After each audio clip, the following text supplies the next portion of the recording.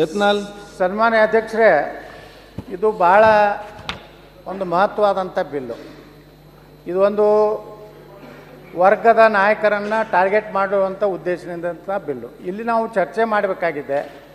ಸಂವಿಧಾನದಾತ್ಮಕವಾಗಿ ಇವತ್ತು ಮಾತಾಡ್ತಾರೆ, ಯಾವಾಗಲೂ ಸಂವಿಧಾನ ಪುಸ್ತಕ ಹಿಡಿದೇ ಪಾರ್ಲಿಮೆಂಟ್ನಲ್ಲಿ ನಾವು ಸಂವಿಧಾನ ಈ ಸರ್ಕಾರ ಇದ್ದರೆ ಸಂವಿಧಾನ ಹೋಗಿ ಮುಗಿಸ್ಬಿಡ್ತಾರೆ ಅಂತೇಳಿ.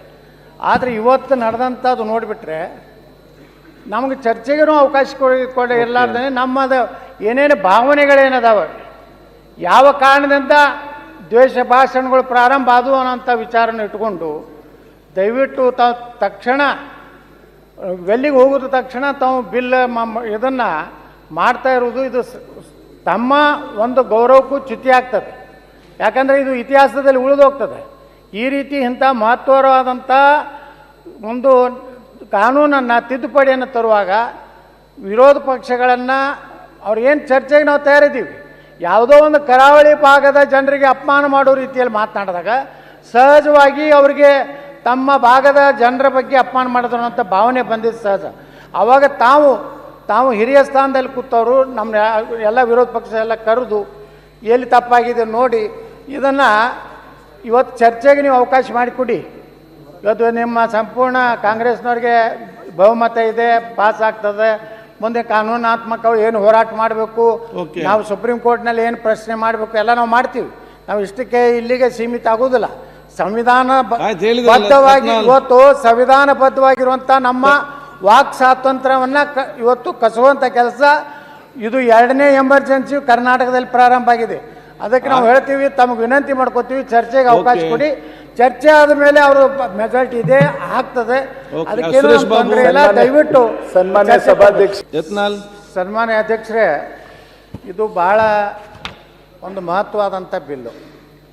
ಇದು ಒಂದು ವರ್ಗದ ನಾಯಕರನ್ನು ಟಾರ್ಗೆಟ್ ಮಾಡುವಂಥ ಉದ್ದೇಶದಿಂದ ಬಿಲ್ಲು. ಇಲ್ಲಿ ನಾವು ಚರ್ಚೆ ಮಾಡಬೇಕಾಗಿದೆ.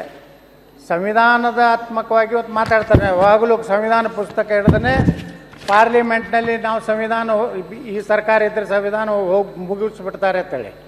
ಆದರೆ ಇವತ್ತು ನಡೆದಂಥದ್ದು ನೋಡಿಬಿಟ್ರೆ ನಮಗೆ ಚರ್ಚೆಗೂ ಅವಕಾಶ ಕೊಡಿ ಇರಲಾರ್ದೇ ನಮ್ಮದು ಏನೇನು ಭಾವನೆಗಳೇನದಾವ, ಯಾವ ಕಾರಣದಿಂದ ದ್ವೇಷ ಭಾಷಣಗಳು ಪ್ರಾರಂಭ ಆದವು ಅನ್ನೋಂಥ ವಿಚಾರನ ಇಟ್ಕೊಂಡು ದಯವಿಟ್ಟು ತಾವು ತಕ್ಷಣ ವೆಲ್ಲಿಗೆ ಹೋಗೋದು ತಕ್ಷಣ ತಾವು ಬಿಲ್ ಇದನ್ನು ಮಾಡ್ತಾ ಇರೋದು ಇದು ತಮ್ಮ ಒಂದು ಗೌರವಕ್ಕೂ ಚ್ಯುತಿ ಆಗ್ತದೆ. ಯಾಕಂದರೆ ಇದು ಇತಿಹಾಸದಲ್ಲಿ ಉಳಿದೋಗ್ತದೆ. ಈ ರೀತಿ ಇಂಥ ಮಹತ್ವವಾದಂಥ ಒಂದು ಕಾನೂನನ್ನು ತಿದ್ದುಪಡಿಯನ್ನು ತರುವಾಗ ವಿರೋಧ ಪಕ್ಷಗಳನ್ನು ಅವ್ರಿಗೇನು ಚರ್ಚೆಗೆ ನಾವು ತಯಾರಿದ್ದೀವಿ, ಯಾವುದೋ ಒಂದು ಕರಾವಳಿ ಭಾಗದ ಜನರಿಗೆ ಅಪಮಾನ ಮಾಡೋ ರೀತಿಯಲ್ಲಿ ಮಾತನಾಡಿದಾಗ ಸಹಜವಾಗಿ ಅವರಿಗೆ ತಮ್ಮ ಭಾಗದ ಜನರ ಬಗ್ಗೆ ಅಪಮಾನ ಮಾಡಿದ್ರು ಅನ್ನೋಂಥ ಭಾವನೆ ಬಂದಿದ್ದು ಸಹಜ. ಆವಾಗ ತಾವು ಹಿರಿಯ ಸ್ಥಾನದಲ್ಲಿ ಕೂತವರು ನಮ್ಮ ಎಲ್ಲ ವಿರೋಧ ಪಕ್ಷ ಎಲ್ಲ ಕರೆದು ಎಲ್ಲಿ ತಪ್ಪಾಗಿದೆ ನೋಡಿ ಇದನ್ನು ಇವತ್ತು ಚರ್ಚೆಗೆ ನೀವು ಅವಕಾಶ ಮಾಡಿಕೊಡಿ. ಇವತ್ತು ನಿಮ್ಮ ಸಂಪೂರ್ಣ ಕಾಂಗ್ರೆಸ್ನವ್ರಿಗೆ ಬಹುಮತ ಇದೆ, ಪಾಸ್ ಆಗ್ತದೆ. ಮುಂದೆ ಕಾನೂನಾತ್ಮಕ ಏನು ಹೋರಾಟ ಮಾಡಬೇಕು, ನಾವು ಸುಪ್ರೀಂ ಕೋರ್ಟ್ನಲ್ಲಿ ಏನು ಪ್ರಶ್ನೆ ಮಾಡಬೇಕು ಎಲ್ಲ ನಾವು ಮಾಡ್ತೀವಿ. ನಾವು ಇಷ್ಟಕ್ಕೆ ಇಲ್ಲಿಗೆ ಸೀಮಿತ ಆಗೋದಿಲ್ಲ. ಸಂವಿಧಾನಬದ್ಧವಾಗಿ ಇವತ್ತು ಸಂವಿಧಾನಬದ್ಧವಾಗಿರುವಂಥ ನಮ್ಮ ವಾಕ್ ಸ್ವಾತಂತ್ರ್ಯವನ್ನು ಇವತ್ತು ಕಸುವಂಥ ಕೆಲಸ ಇದು 2ನೇ ಎಮರ್ಜೆನ್ಸಿ ಕರ್ನಾಟಕದಲ್ಲಿ ಪ್ರಾರಂಭ ಆಗಿದೆ. ಅದಕ್ಕೆ ನಾವು ಹೇಳ್ತೀವಿ, ತಮಗೆ ವಿನಂತಿ ಮಾಡ್ಕೋತೀವಿ, ಚರ್ಚೆಗೆ ಅವಕಾಶ ಕೊಡಿ.